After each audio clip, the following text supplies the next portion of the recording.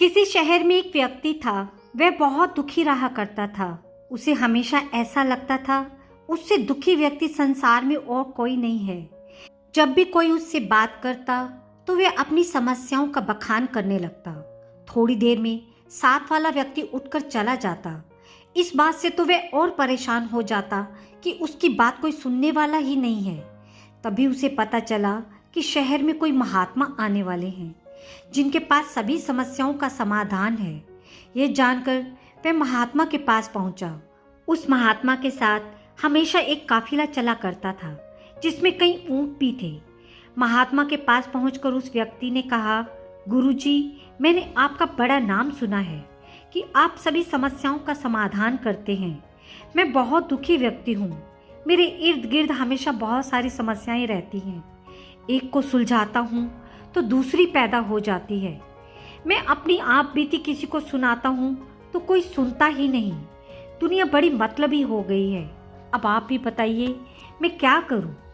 महात्मा ने उसकी बात ध्यान से सुनी और कहा, भाई, मैं अभी तो बहुत थक गया हूँ, परंतु कल सुबह मैं तुम्हारी समस्या का समाधान अवश्य करूँगा। इस बीच तुम मेरा एक काम कर दो।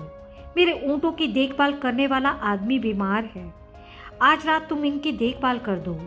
जब सभी ऊँट बैठ जाएं, तब तुम सो जाना। मैं तुमसे सुबह कल बात करूँगा। अगले दिन महात्मा ने उस आदमी को बुलाया। उसकी आंखें लाल थी। महात्मा ने पूछा, तो बताओ कल रात नींद कैसी आई।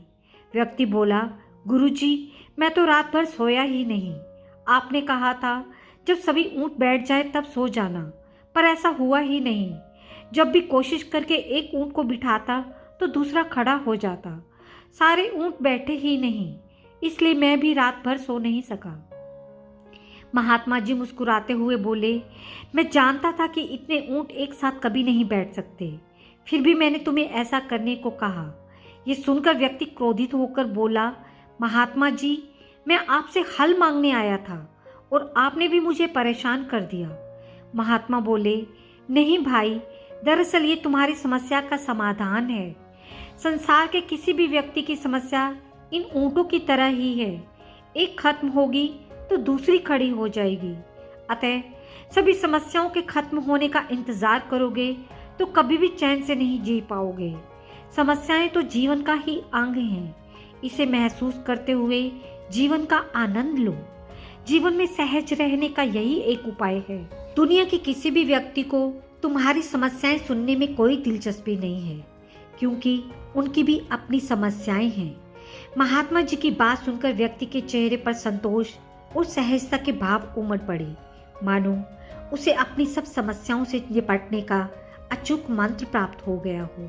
फिर मिलेंगे दोस्तों ऐसी ही अगली छोटी सी कहानी के साथ। तब तक के लिए अपना ख्याल रखना, और कहानी पसंद आई हो तो मेरे चैनल को सब्सक्राइब और वीडियो को लाइक ज़रूर करना।